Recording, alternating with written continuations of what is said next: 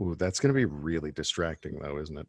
All right, it's recording. Hello, everyone. Welcome to TGI, the Friday night reading series, What We Made.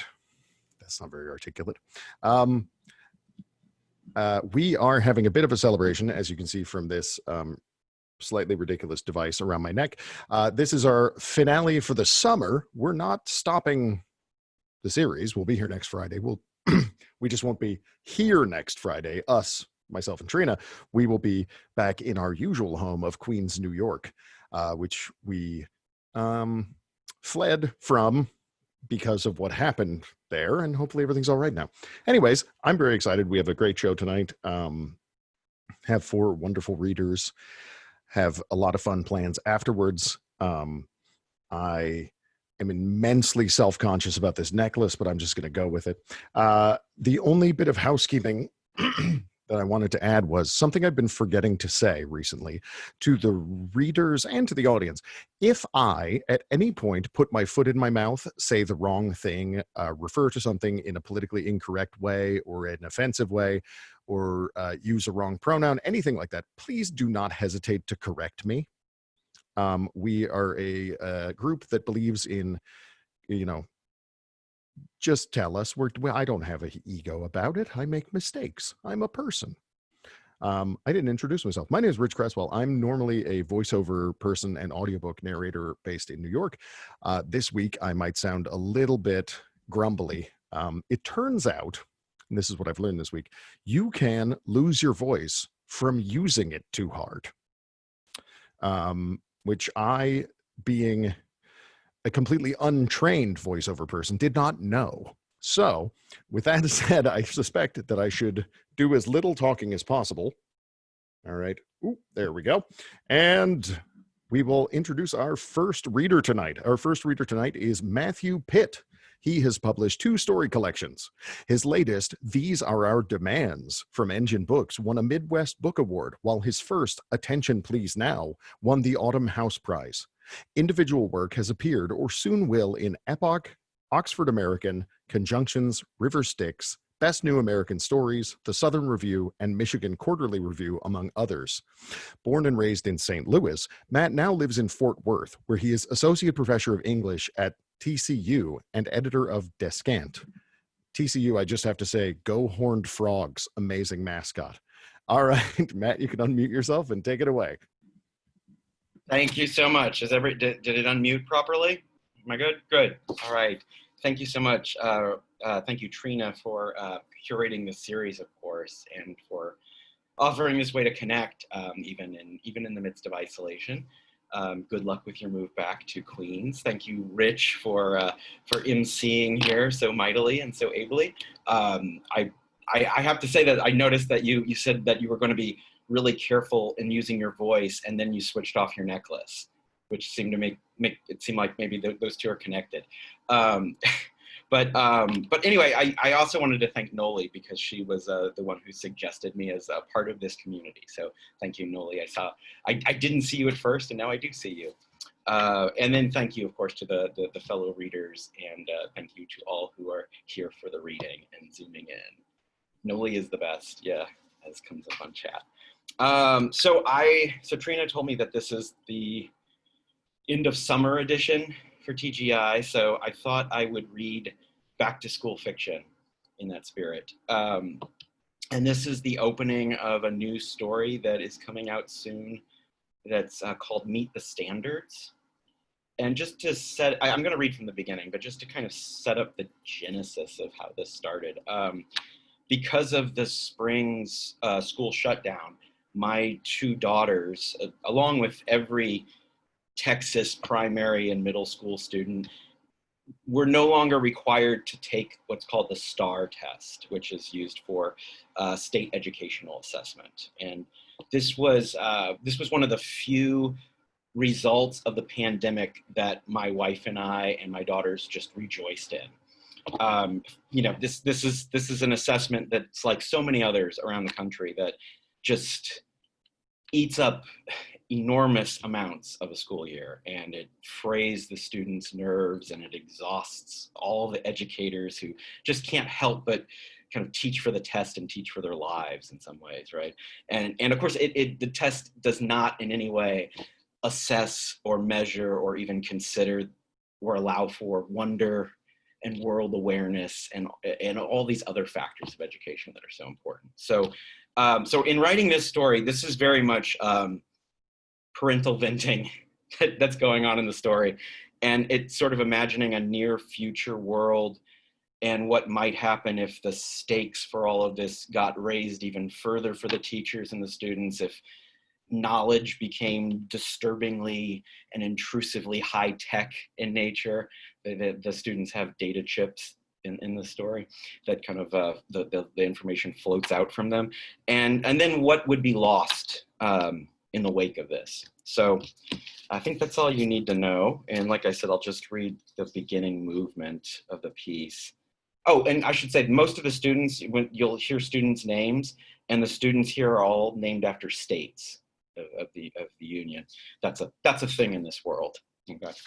So anyway, thank you again for inviting me here. This is Meet the Standards. First, I lost their glue. Now I can't shake their gripes. This day started out sticky with predicament, and I don't see it untangling anytime soon. I need to know.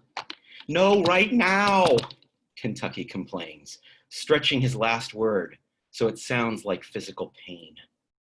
I've done my level best to ignore all his bobbing and all his twitching, to plow through my lesson as planned, but his hand has been raised flagpole stiff for 9 minutes. At first a tentative hoist, now he flicks his fingers urgently and licks them, as though they're topped with cream. I've seen you wait it out before, I counter, irritated for rising to his bait. No at the appropriate time, and it all turned out fine. Yeah, but this time it's really bad. I need to know so bad. Kentucky, Kent for short, is hardly my only pupil to get this bursting feeling. But his bursts come far more frequently and intrusively. He's, I could say earnest, I could say persistent, but why mince words in your own mind? Kentucky is a whiny snot. Hold it in, Kent, I say.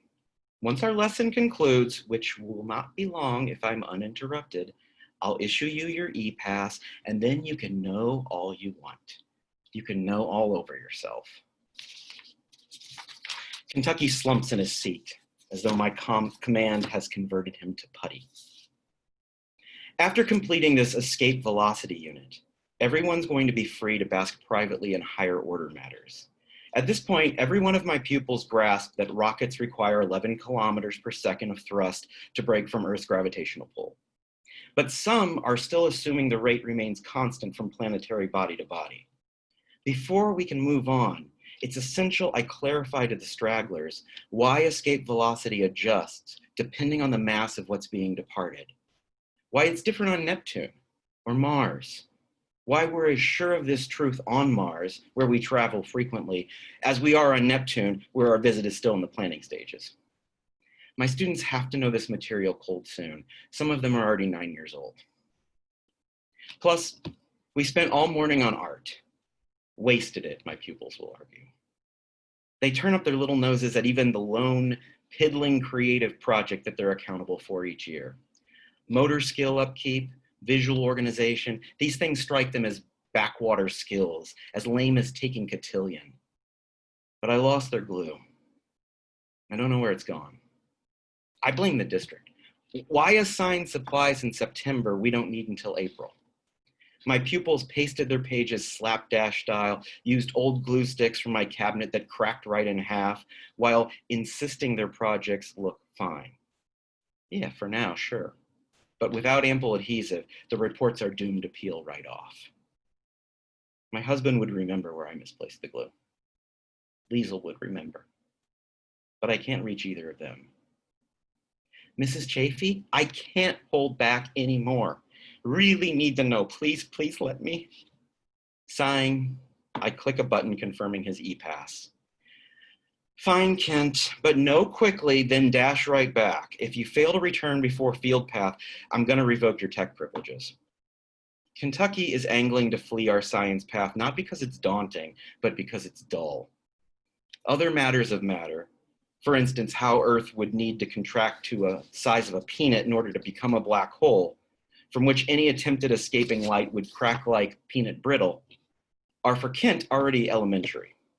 The problem is he's flooding with new data, entirely unrelated to our subject, and if he doesn't process it out loud soon, get it out of his brain's bilge, he's liable to wet his pants in frustration. I've seen it happen. Unfortunately, so too has our custodial staff. Kent clutches his e-pass receipt, hands tacky with glue residue, chirping musical notes down a corridor, screaming ecstatic time signatures. Johann Sebastian Bach must have finally dissolved into a system.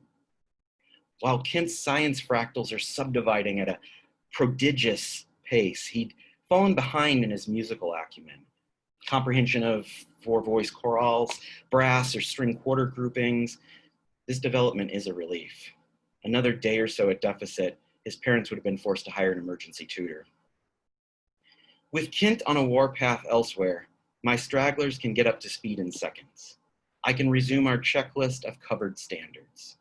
Concepts were by my Promethean board, and I confirm which data my student systems digested overnight while sleeping beneath their cartoon character bedspreads. Quantum. Are we all here? The pupils nod. Calibrate. Are we all here? More nodding. John Archibald Wheeler. Are we all Mrs. Chafee? Georgia asks timidly. Wheeler's essential quotes are just dispersing into my system. I hear scoffing behind Georgia. Without even looking up, I know it's Utah. You're only now getting Wheeler's quotes? You are like so broken. You aren't broken, Georgia. You aren't behind. He's a minor part of today's baseline. But his assertion that black holes have no hair confuses me. Why would he say it's a humanist joke? Wheeler's referring to what inside black holes can or can't be measured, Georgia finishes, audibly relieved. I get it. The only measurable traits in black holes are mass, angular momentum, and electric charge. Right. Absent those three things, no tangible characteristics define a black hole. Ergo, no way we can, with any accuracy, define them ourselves. Oh, that is funny, Georgia reflects. A black hole having hair. Yes, imagine. Sometimes I imagine I'm a Sherpa, leading students into blizzards of bombarding facts, aiding their shaky ascents from one aptitude summit to the next and into life's loftier altitudes. But are there times when I feel like some misplaced hospice nurse, relegated to administering the snarl of drugs trafficking in their bloodstreams? Oh yes. To these students and my own teenage daughter. I mastered in primary education so I could avoid teenagers and the lurid lenses they viewed the world through. Just after graduation, the education sector erected the standards. I remember celebrating with my new husband, Lee, over too much wine. Don't you see this as wonderful? I asked him. So much of teachers' lives get hung up on drilling and testing and rehashing. This democratizes what's known. It's going to permit me to keep moving the lessons forward. Lee shrugged, gently squeezing the bulb of his nose, its little perch. This means, I added, never having to leave a student behind. I get its gist. He studied the brochures. You don't think that drenching a kid in data could leave them parched for perspective? Touché. By accelerating subject mastery, we have accelerated Sturm und Drang. Not in terms of hormonal leering. My juveniles still grow at the same rate as ever, but they don't savor learning anymore. Every setback looms over them, while each triumph is abridged. Then there's what they learn too soon. For Liesel, that meant a devoted father's departure and a dictator's reign of terror. When she was my pupil's age, I used to hold Liesel constantly. Her fingerprint pattern is etched more sharply in my memory than my first kiss. Let's play dolphin or predator, Mommy, she said the night before her 9th birthday, coiled in my lap. Pretend your hand's a dorsal fin, but I can't tell if it belongs to a devious shark or friendly dolphin. After a few fun rounds, She bolted right out of my lap. A break-in in her brain. New knowledge, pickpocketing her innocence. Wait a second, she said. Our government supported the Pinochet regime for how many years? When we knew he tortured thousands of... Am I supposed to be okay with this? Sobbing, as if I'd personally armed the dictator. The dolphin dead to her. I was livid. Couldn't the capsule's South American despot standards have waited until she opened her gifts, wolfed her ice cream cake, before disseminating the grim report? How was she supposed to blow out pastel birthday candles while mourning victims blown apart by dynamite? I'll level with you, Liesel, Lee said later, pouring oil on a skillet, its sizzling pops timed with her sniffles.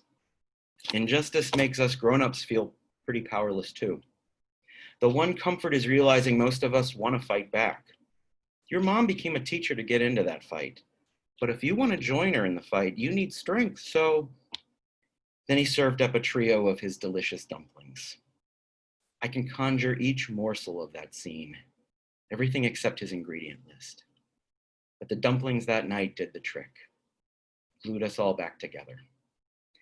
Last night, I had to glue us back alone. And I think I'm going to stop there. Thank you, everyone. Thank you so much, Matt. That's Thank you, Matthew. so that's from a story, Meeting the Standard. Where is that coming out? That's going to be in Prime Number magazine here in October.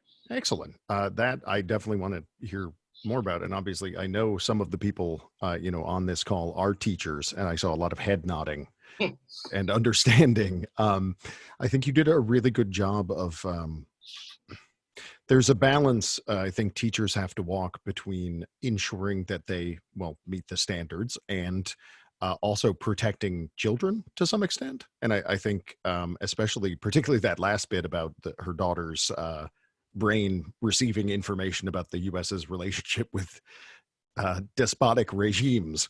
I think I can only imagine that is something that everybody faces as parents as well. I did want to ask, when did you start writing this story? I'd have to go back and look. I think this is probably true of a lot of writers, but there are multiple plates spinning, and so one might be spinning really rapidly at one point, and then another might, just pause. I would hazard a guess that it wasn't too far after Betsy DeVos became. Yeah. Yeah. That probably started some things in motion, but it also was very personal too. And just watching my own daughters go through it. When I was a kid, I was in a gifted and talented program, and we studied Japan all year, and we talked about exam hell, which basically defined where they were going to go and what career ceiling and floor they had for the rest of their lives, and how many of them were just depressed by the end of it, anxious throughout it, committing suicide. It was stunning, and I can't help but think that's we've wound up importing some of that mindset. Yeah, I mean, I know just witnessing, as the partner of a teacher who teaches in middle schools in New York City, these kids are more stressed out about high school entrance exams than I was about college. Yeah. And there's something really, that amount of pressure from such a young age is really terrifying. So I think this type of sort of speculative or whether you want to call it science fiction, whether you want to call it whatever, this type of thing, this is a great way to sort of address those fears and those issues. So I really look forward to reading it. Thanks. Thank you so much. Yeah. Thank you, everyone. All right. Thank you, Matt. Our next reader this evening is Sarah Einstein. She teaches creative writing at the University of Tennessee at Chattanooga. She's the author of Mott, a Memoir, University of Georgia Press 2015, and Remnants of Passion, SheBooks 2014. Her essays and short stories have appeared in The Sun, Ninth Letter, PANK, and other journals. Her work has been reprinted in Best of the Net and awarded a Pushcart Prize and the AWP Prize for Creative Nonfiction. Sarah, you can unmute yourself and take it away. Thank you. All right, thank you. I want to thank Trina and Rich, for including me. I'm really excited about this. This is maybe the most fun I've had since quarantine. This just feels lovely. What a lovely thing you've built. And Randon, thank you for giving them my name. So I like themes and readings. So I'm going to start with a teacher essay. So thanks for setting me up, Matt. So this is an essay that on the page you'd be able to tell this, but I'm not sure it comes across as clearly in reading. The essay is titled "A Young Man Tells Me," and that title would be repeated throughout the essay as the beginning of each new section. But of course, that would get tedious. So each break, just imagine that I have said "A young man tells me." A young man tells me that he's fallen in love with the honey-haired girl in our class, and that if it's okay with me, he'd like not to have to talk today because now he's afraid he might say something really dumb. That he feels helpless in the face of so much injustice in the world, and that he wonders what he can do to try to make things better. I invite him into my office and make him a cup of tea. That when he was a child, his father used to punch him in the arm when he cried, saying, "Don't be such a pussy." And then he thinks the problem with the rest of us is that we're snowflakes who could use a good punch now and again to toughen up. That he cries every time that damn animal rescue commercial comes on TV. That his Confederate flag t-shirt is about cultural pride, not racism. That when he told his father he's gay, his father threw up. That when he told his father he's gay, his father wrapped him in a bear hug and said, "I love you." That he will never tell his father that he is gay. That he's thinking about dropping out of school because he's just so damn depressed. That he sleeps in his car most nights because his roommate has bought a pistol and likes to hold it while he sits on the couch and drinks Jim Beam. It's legal, says the young man. So what can I do? But the lease runs out in a few months, and then I'm out of there. He thinks I'm a Jewish radical who uses the university to brainwash good Christians and turn them into Marxists. He's read all about people like me on the internet, he says. That his parents called to tell him they'd had to put down his dog, and he knows she was old, but he wishes they'd waited until Saturday when he could have driven home to say goodbye. That only his grandmother still calls him Scooter. That once, when he was about 12, he hit a home run that won a championship, and he worries that maybe he peaked in that moment. That dominance is hardwired into us, some junk science about lobsters and serotonin, and this is why he's so aggressive. It's like you want us all to be cucks, he says about my policy of politeness in the classroom. Alpha's gotta alpha. That he cries at night with a pillow over his head so his roommate can't hear him. That he wants to share the good news of the Lord with me. I invite him into my office and make him a cup of tea. That I don't want to know what he saw in Afghanistan, but that if I did know, it would break my heart. I tell him my heart is indeed broken for him and that I wish he'd never seen those things. I say saw, he says, but I mean did. I tell him that I know and reach out to put a hand on his arm, but he flinches away. That he missed class last week because he checked himself into rehab, but then his parents told him if he didn't finish the semester, they were done with him. So he checked himself back out and wonders whether he can do some extra credit to make up for the points he missed while he was gone. I tell him there's no need, but he says, no, I was raised to be responsible. Missing classes on me. What do I need to do to make it right? That I remind him of his grandmother, of whom he is fond. That I'm a fat fucking cunt. That when he was small, he saw the ghost of his grandfather hovering over his bed, and that all these years later, he still looks for that ghost every night before he falls asleep, even though he's never seen it again. That he found Jesus the night he totaled his truck, drunk on grain, alcohol, and grape juice from a high school party. And that although it was worth it because salvation is more important than material things, he really misses that truck. That once he found a wallet with $200 in it, and that although he was sorely tempted, he returned it to the address on the driver's license inside. When he knocked on the door, the elderly white man who answered kept the chain on even as he reached out for the wallet. The young man says, I bet that old man would insist he wasn't a racist too. That I've left my keys in my office door again. that his girlfriend is pregnant and they don't know what to do. I invite him into my office and make him a cup of tea. That his mother says I'm full of shit, that his short stories are brilliant and don't need any revision.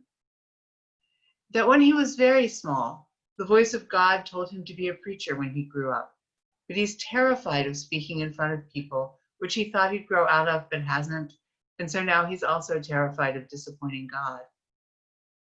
That he's written a book about a boy who finds out that he's the chosen one, goes on a quest, and eventually becomes the king of all the land. That someone touched him in a way that was wrong when he was small, and that he's been through therapy and is mostly okay, but that he just can't read the book I've assigned and he hopes I understand. That everyone thinks only girls have it hard. That sometimes he wishes he were a girl. That he can't wait to be a man. And then another brief essay in keeping with sort of this moment, right? I'm guessing that at least some other people in this room have been a little dismayed by the RNC. And this is an essay that I wrote right after the 2016 election, and everyone said I was being ridiculous and an alarmist. And you can tell me if you still think so. Going to ground. Like a good citizen, I call my senators at least once a week these days, but their aides are brusque. They tell me that Alexander and Corker support the president's education agenda, healthcare reform, immigration order, or whatever I'm outraged about on that day. In the first few weeks, they thanked me for my call. Now they simply say, your objection is noted, and hang up as quickly as possible. Once, as if caught off guard, one said, are you sure you live in Tennessee? I carry my passport with me everywhere these days. I've begun to sort through that which is precious and that which is not, and make a small pile of the things I'd pack in the night, a larger one of the stuff I'd leave. Everyone is insisting we are one Reichstag fire away from fascism. On the news, I watch a steady stream of Black people murdered by the state for their Blackness, and I think it's more likely we've already had the Anschluss. When I travel, I wear an inherited diamond I feel silly wearing at home. I remember being told when I was given it that a Jewish woman should always have enough jewelry on her body to bribe her way over a border. At the time, it seemed quaint. Now it seems key. For the moment, the diamond's still on my finger. I wonder if there will come a day when I'll need to sew it into the hem of my coat. Over coffee, my friend Meredith talks about joining the resistance in a way that suggests we're headed for a war she thinks we can win. I talk about going to ground, about building false walls for hiding people waiting for fake passports and safe transport. We scare ourselves and then laugh at ourselves, but even after the laughing, we are still scared. Meredith wasn't always Meredith, and there are a passel of bills in our state legislature designed to make it impossible for her to be Meredith now. I tell her I will hide her in my hidden rooms if it comes to that. She says she won't be hidden, but she might move to Atlanta. If we flee, we will go to my husband's family in Austria. The irony of this is not lost on me. There are Nazis in the family albums. They assure us that we'll be safe there should it come to that, and I believe them. They've clearly learned lessons that we have not. My husband has stopped talking about becoming an American citizen and started talking about being an anchor relative. My friend Jessica is spending all her vacation time in Israel this year, establishing the right of return. I've stopped questioning the politics of this. Refugees go where they can. My closest disabled friends and I swap lists of medication and start to hoard the things one or some of us need against the day we lose access to them. We read up on actual expiration dates versus labeled expiration dates. We refill prescriptions before we need to, just in case. I have 6 boxes of Plan B in my closet, even though I'm long past childbearing years. On campus, I spread rumors about a shadowy network of old women who will help younger women with travel money for abortions if they can't get the health care they need in their hometowns. I call my old woman friends and build the network. I keep their names and numbers in handwritten lists and hide them away. A young woman cries in my office, afraid that if she comes out to her parents, they will disown her. She's still dependent on them. I tell her she doesn't have to come out to them now or ever. if she doesn't feel safe doing so. She looks shocked. It breaks my heart to have been the first to suggest the safety of the closet to her. I wonder what she is coming out of if it never occurred to her to remain in. I've stopped going to protests and started going to meetings for which there are no flyers or Facebook event notices. To find them, you have to know someone who already has. We talk there of things I won't write here. At first, we turned off our phones. Now we leave them at home. And yet still, like a good citizen, I call my senators at least once a week. Their aides are brusque. In the first weeks, they thank me for their call. Now they hang up as quickly as they can. I haven't given up on the dream of America, but I'm making contingency plans. Thank you. All right, Sarah, thank you so much. Two very different, yet actually in a weird way, very overlapping pieces, in the sense that the first deals so wonderfully with so many of the toxic elements in particularly young American masculinity. And as does, well, I haven't actually watched much of the RNC because I lost my tolerance. I can't do it. I just can't. I've only seen the clips on Colbert. Yeah, it's too much. It's become this weird inward facing yell fest, and I just all of it I can't deal with. But yeah, I think, I was one of those people who definitely sort of thought, well, it's going to be crappy, but it's not going to be, I thought he would basically ruin the system, like everything would just grind to a halt. And it sort of did. But then we had obviously coronavirus, but also there is this really sinister underlying ideological part that I was surprised by, because even prior to Donald Trump, I don't believe that most American politicians believe in anything. I don't think they have beliefs. They like money. I know that. But I can really resonate with the thing that you said about talking to your friends about it and scaring yourselves and then laughing at yourselves. But then after you stop laughing, you're still scared. Like, that's been the past 4 years. Like, it started as, can you believe what this jerk did? Can you, oh boy. Like, yeah. But also writing, I think writing is such an important tool for resistance. And that second essay came into being entirely so that I could read it on my campus and say in front of a room full of students, I've got Plan B in my office, and if you need an abortion, come see me. Like, the whole essay is about putting that message there, and knowing they will hear it, but it's wrapped in a ribbon of literature, and so I can say it in a way that I couldn't necessarily just like broadcast it on campus. Yes, no, that makes total sense. Yeah, and I think that's what place, especially, I don't know exactly. I guess we would call it sort of creative nonfiction pieces.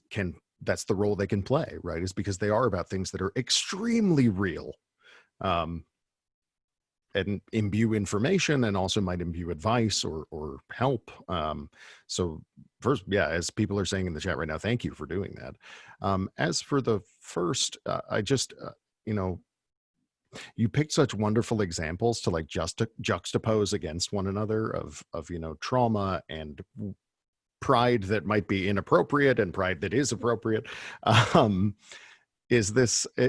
you found in your years as a professor, is this just stuff that slips out of kids' mouths while they're like asking you a question, or? So, I mean, look at me, right? I look like everybody's grandma, and I've looked like everybody's grandma since I was in my 30s. Okay. And I'm that professor who has snacks in her office, $5 bills if you're out of gas, feminine hygiene products, condoms. So people come to my office when they need something. And that very often means that they come to my office when they're upset about something. And sometimes it's that they're coming to tell me their girlfriend's pregnant, or to tell me the story of the roommate having the gun, hoping that I will have a resource to actually help them get out of the house. And sometimes they come to yell at me because they don't like I'm that kind of person. And the genesis of this essay was the kid who told me I was a fat fucking cunt, which was the angriest any student had ever been at me, and who's angry at me because I made him read James Baldwin. And that made the class too political. And why were we reading that Black man? Right. And it just made, like, to process that, I had to go home and reflect on all of the things that I had been hearing really over the last 3 or 4 years. These don't go all the way back in my teaching. Sorry, saw that coming. Shouldn't have let them in. We have our first Zoom bombers, I'm told, tonight. Thank you all. If somewhere out there there's a bunch of 12-year-olds that I would like to, I just like to call them dummies. I think that would hurt their little feelings. Anyway, you were saying, I apologize. Can I just say how appropriate that was in that exact moment, though, right? That really sort of anger. Anyway, and so to process it, I came back and I started thinking about all the lovely things that young men had told me and writing them down for my own comfort. And that just grew into this essay where I wanted to get the back and forth. And I think it's maybe, I think there's a lot about being a woman that's really hard. But I think we are pretty good about talking about that right now. I think it must be a particularly hard time to be a young man and have all these weird, like what the fuck is Jordan Peterson? Right? And that, geez, Rittenhouse's mother drove him there. Yeah. Right. So I really wanted to explore as much as I can as a middle-aged lady, what that must be like. And I could best do that out of the mouths of my students and just creating a collage of what they had said. Sure. Well, I think you found a wonderful cross section of issues, and all of them merit further discussion. So for both pieces, thank you so much for bringing them here, and hopefully we can stick around afterwards and speak about them some more as well. Thank you. Yeah. All right. Our next writer is Clayton Spencer. He is a reader, worker, and poet from Clay County, Kentucky, in the foothills of central Appalachia. His work has been featured in Appalachian Review and Wood Wasp by Painted Door Press. He's currently homesick in Columbus, Ohio. I had him. There he is. Clayton, you can unmute and take it away. Can you hear me, first of all? Okay. I learned with my therapist the other day that this headset is currently my only working microphone, so I'm glad it's working. I'm happy to be here reading.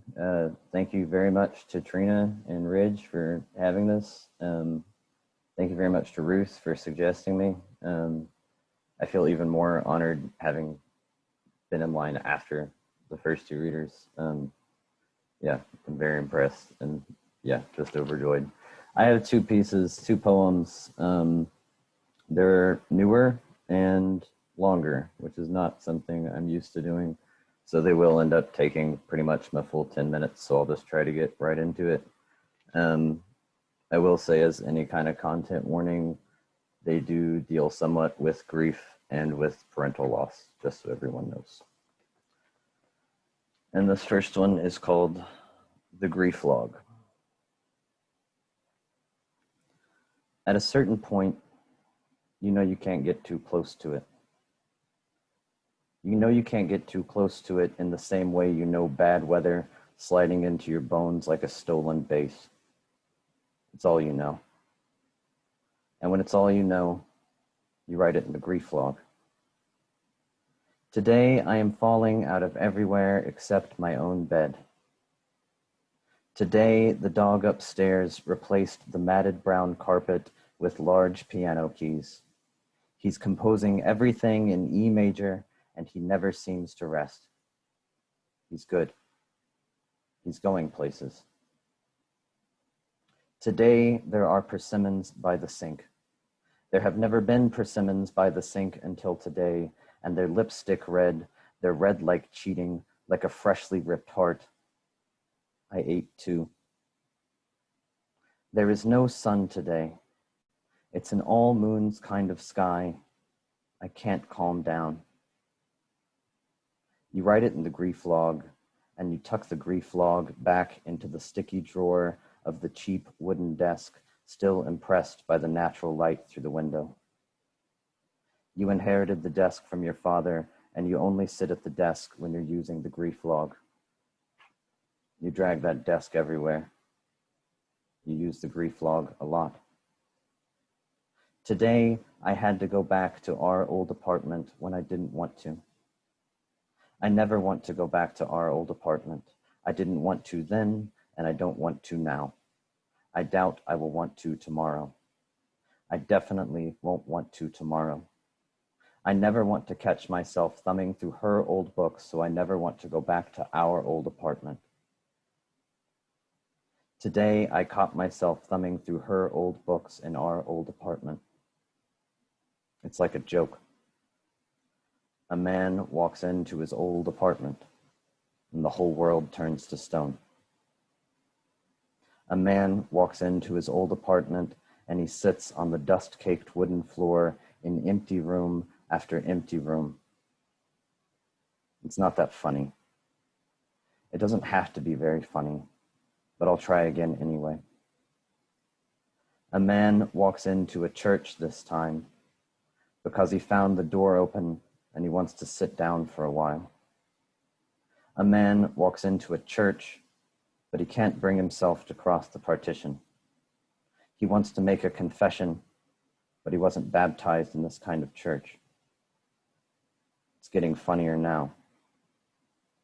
A man walks into a church and he walks back out of the church. He drags the desk with him and heads straight for his old apartment.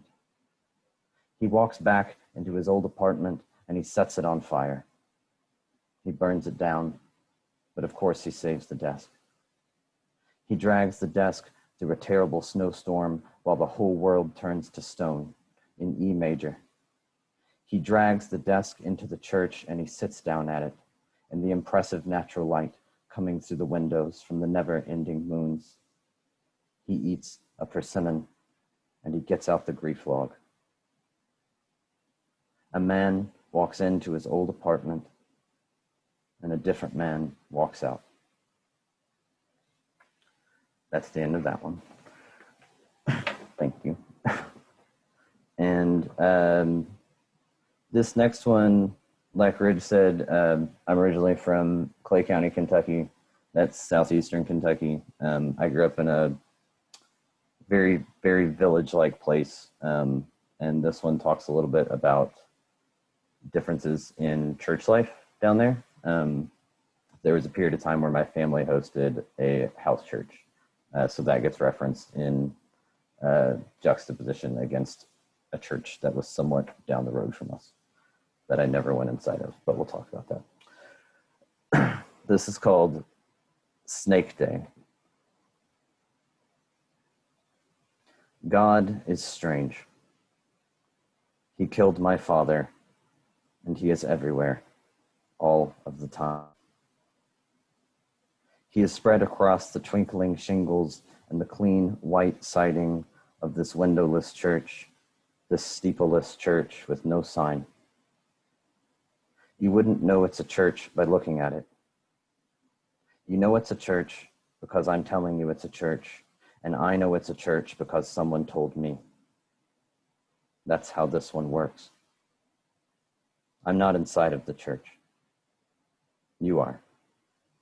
I have never been inside it because I never wanted to be inside of it, even with those open-mouthed doors. Are you still awake? I hear them say. There is something that won't leave my mind. So where am I? I'm in a bedroom full of beautiful things.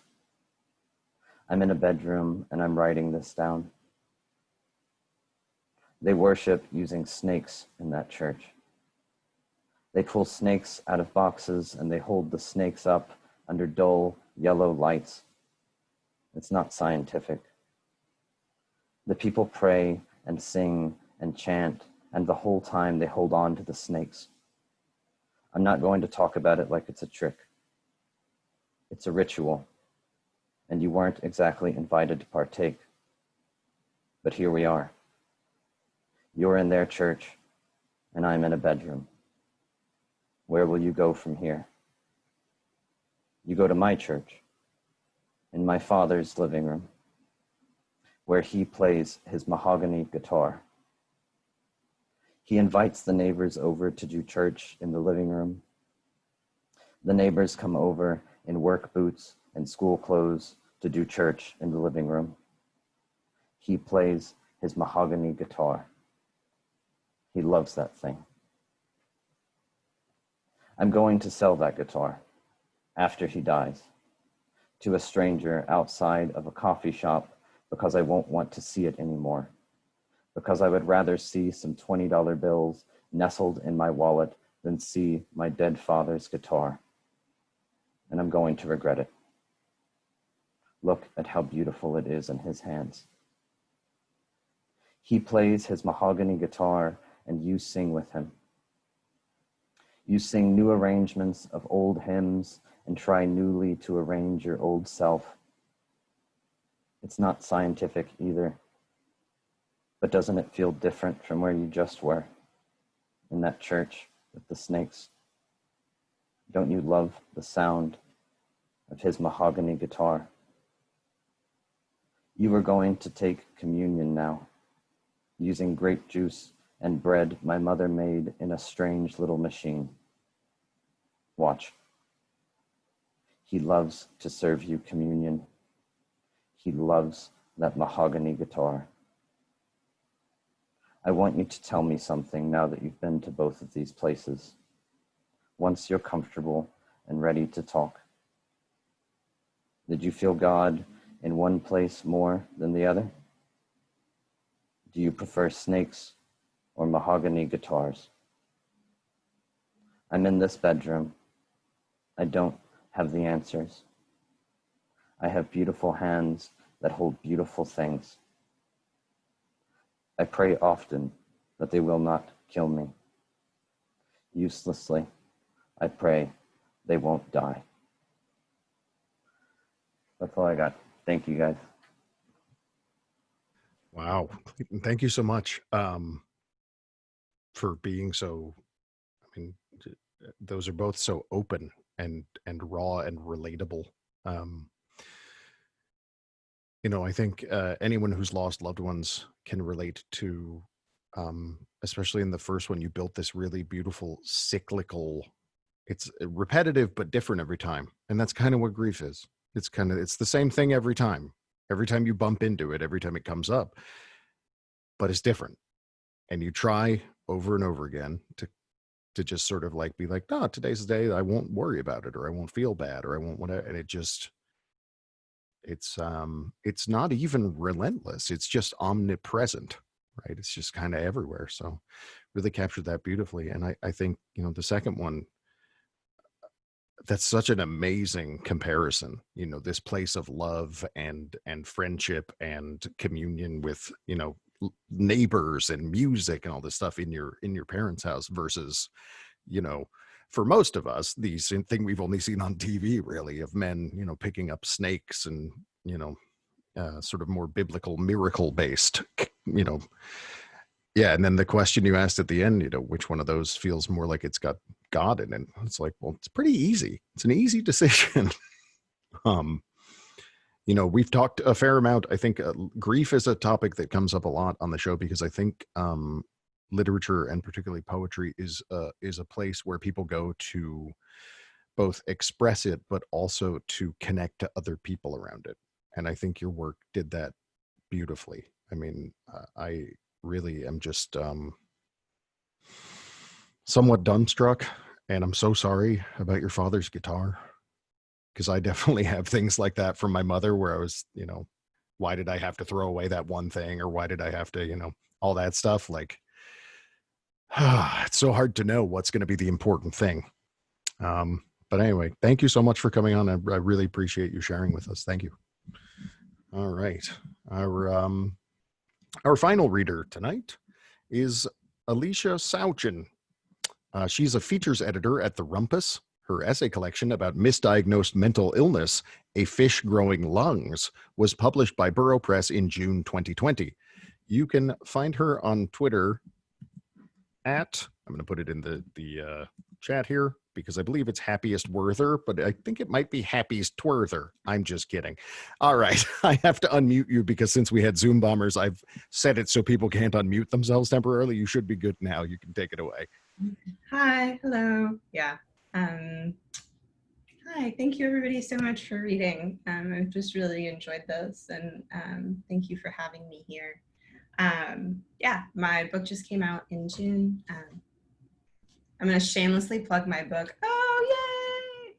I'm going to shamelessly plug it because pandemic first book, what can you do? Yeah, so I'm going to read a little part of a chapter. So it's about misdiagnosed mental illness. I think of when I was putting together this essay collection, you know how, like, I don't know if you've all noticed this, but people will be like, oh, it's an essay collection. And I found that, like, that can either mean, like, it is a memoir and essays, and it's like they're all just pretty straightforward. You're all moving toward one thing, but the chapters can stand alone. Or you get, like, it's a collection of essays. So when I started to write this and I was thinking about it being an essay collection, I really wanted like something a little bit more concrete for myself mentally to help myself organize this book. And so I use this metaphor of the kaleidoscope, which was like, so I'm looking through the lens at like this time period of my life of misdiagnosed mental illness. And with each essay, I sort of like tilt it. And so I'm still looking at the same stuff, but it's different each time. So focusing on different stuff. So the part that I'm going to read from today is about doing cocaine. And I picked it because to go with like the autumn theme, it opens with the Shenandoahs in the fall. And I am really excited for autumn. So this is called Notes from the Cliff Face. Autumn in Shenandoah National Park is the kind of sucker punch scenery on which this country was founded. From mountaintops, the world undulates outward in smaller crests and hills like an untidy blanket. Hawks catch updrafts and tumble like seals in the ocean. Those same winds buffet the cheeks, and the air up here is 10 degrees colder than it is at the mountain's base. Vegetation is thin.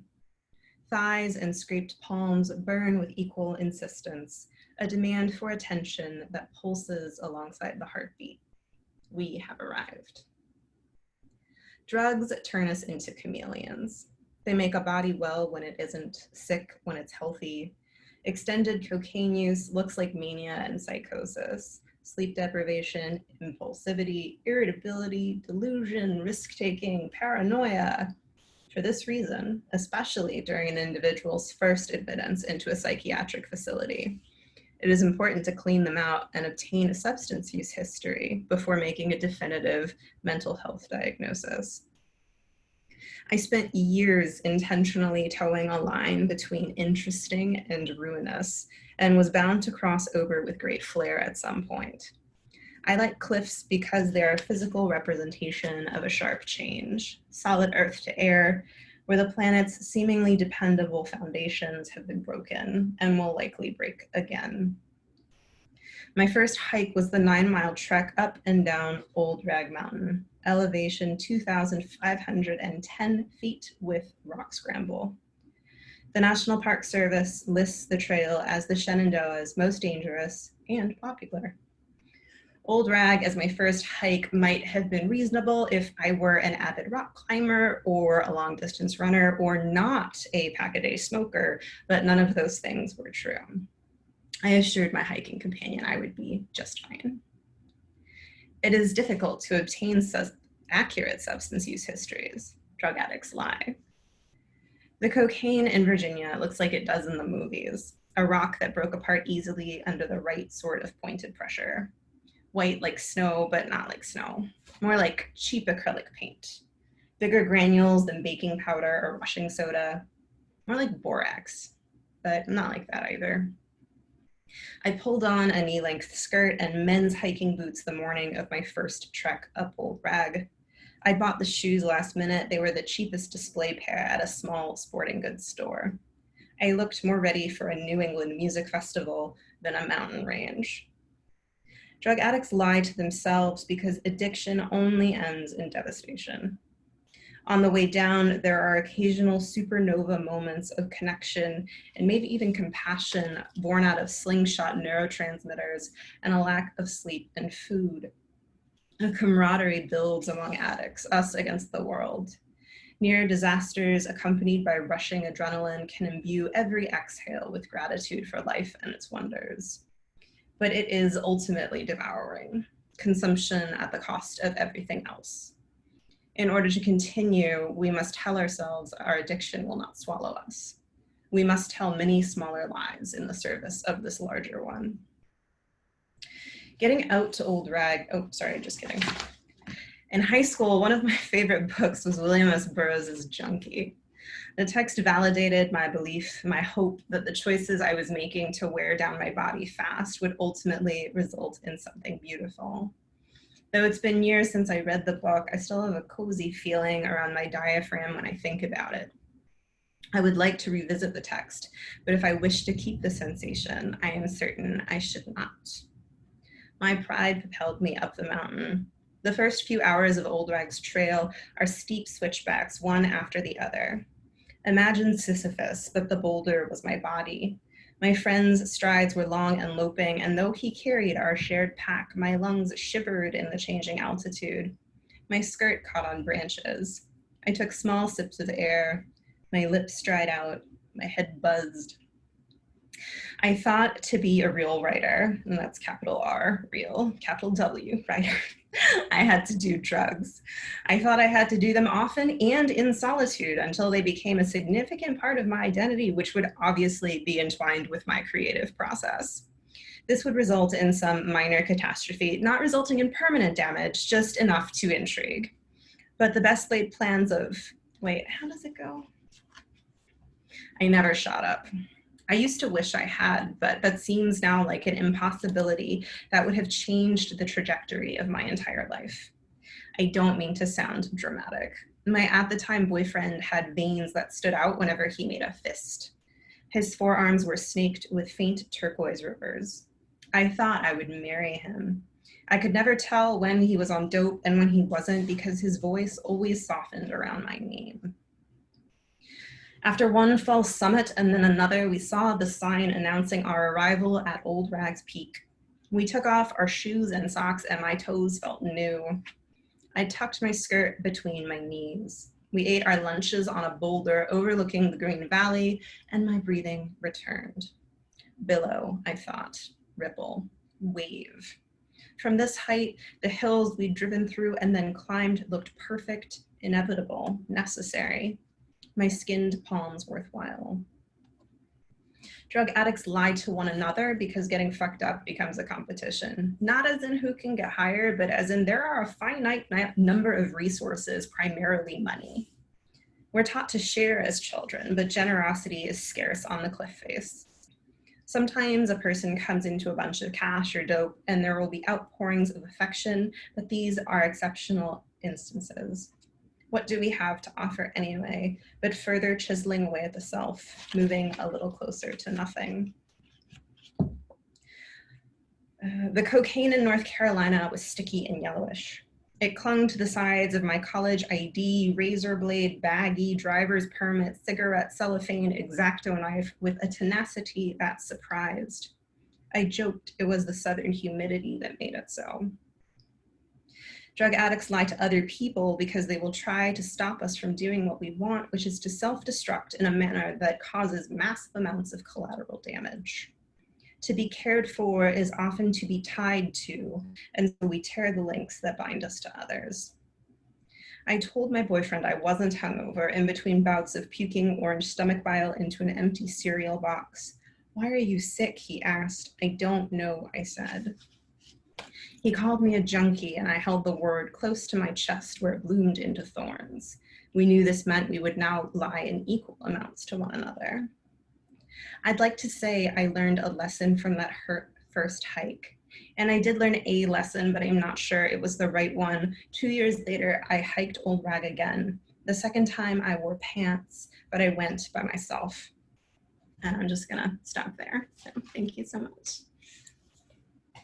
All right, Alysia, thank you.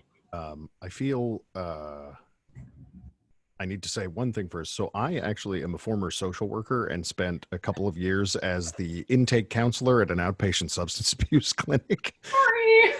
No, it's totally fine. Doesn't bother me at all. I think what I was actually going to say was, I'm not 100% sure what the rest of your book is about in terms of the misdiagnosis of this, but regarding mental health screenings, we were actually talking the other day in the car. And I feel personally, from my experience, I noticed that women are especially unfairly. If a woman comes in dependent on a substance, she will. You're crazy. Yeah. Just so everyone knows, not the current DSM, but the previous one, the medical term for that woman is crazy was borderline personality disorder. And women would be misdiagnosed with it constantly, as well as bipolar disorder, because any show of strong emotions that might coincide with, I don't know, your brain being completely out of dopamine after a long week is viewed instead as hysteria, still to this day. And that's what are we, like 100 years after we stopped using the word hysteria in doctors' offices? It's still pretty much there, unfortunately. But what I also wanted to say was, aside from all that, I really, I felt at least like there were these two tracks going at the same time that I really related to. That is the underlying track of like, my life will be this ridiculous tragedy, and that is what will make it important, along with, man, I got to get healthy. I got to be out there in the woods, climbing rocks and breathing in the fresh air and all that. And the number of times I personally went like on a big walk or something, or a hike, and I was like, yeah, this is what I got to do, as I like lit a cigarette. Oh, yeah. At the top of a hill. Yes. Yeah. That's very real. Like, let me just catch my breath real quick. Exactly. Yeah. Well, to be fair, as a nervous person who was a smoker for years, that was the only time I took a deep breath. So that might have been part of it. Anyways, that was wonderful. I think, yeah, just very honest and open, but also like very nice balance, like funny and poignant, and I think it's important that we not look at things as tragic, because no human life is, I mean, maybe some, but very few human lives are actually tragic. There is always something that's kind of amusing or heartwarming or relatable about people. And I think even in the throes, it's very easy with addiction and mental illness, particularly, to be like, there's sick times and healthy times, and there's nothing in between. Mm-hmm. And I think your work did a really good job of sort of, showing that it was this process of ups and downs and hitching points, and there were what seemed like real connections. The other thing I wanted to ask, and this is something I think everyone could talk about, I'm sure, in this room for a long time, was this idea. I've never had it. I've been plenty, messed up in my life emotionally, otherwise. I've never really had the belief that if I got healthier, I would be worse creatively. That's something I don't know why, but I just don't have it. But it is this persistent narrative that you have to be Ernest Hemingway with the bottle of whiskey at the typewriter, or William S. Burroughs, right? Did it take time for you to like reevaluate that belief? Oh yeah. I mean, so part of the book in general is like, so I was, misdiagnosed with bipolar disorder when I was like 18 years old. And then I found out like 7 years later that I didn't have it. So like part of it is just like, how the fuck did I get diagnosed with that, and like unpicking all of that and like what wellness looks like. And I didn't start writing in earnest until like probably college, I want to say. Like I wrote a little bit in high school, and my parents are both like threw books at me, which was great, but the books they threw at me were very much like Edie Sedgwick's biography, The Rolling Stones, that interview thing they did. So I was very much like, I interacted with a lot of art at a young age, and all of it was like tortured, on drugs, and I was like, and Hunter S. Thompson, like I loved like just the angry white men who now I'm like, is that really the position we want to take? But that was what I grew up with, and like as like my model for art. And so I knew I wanted to be a writer, and I was like, well, okay, I have to have something to write about. Let me just drive this train. So yeah.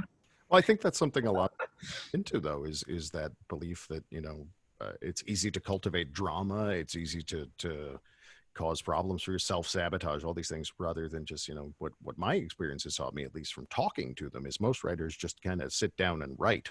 a lot. I know, right? I don't. They're not. I've never had a half full bottle of anything thrown at me by a writer. Yeah. Anyways, thank you so much. And the book's out right now. It's a fish that tried to grow lungs. Was that what it was called? I A apologize. fish growing lungs, yeah. And actually, fun fact for the day, it is currently 25% off on my press's website until October 9th. So there we go. And by the way, we are about, after I stop recording this, to play a trivia game on Kahoot, in which the top 3 winners will be able to pick books related to anybody who has read on our show to be mailed directly to your house, courtesy of myself and Trina. So Alicia's book will be on that list. If anyone is interested, please stick around. Other than that, I'd like to just say thank you to all of the readers tonight. You guys were wonderful and open and brilliant. This is the most interesting and exciting part of my week by far. And I get so much out of it just selfishly, as well as, understanding that the, 30 or so or 25 other people on here also got something out of it. So thank you all so much for sharing your work.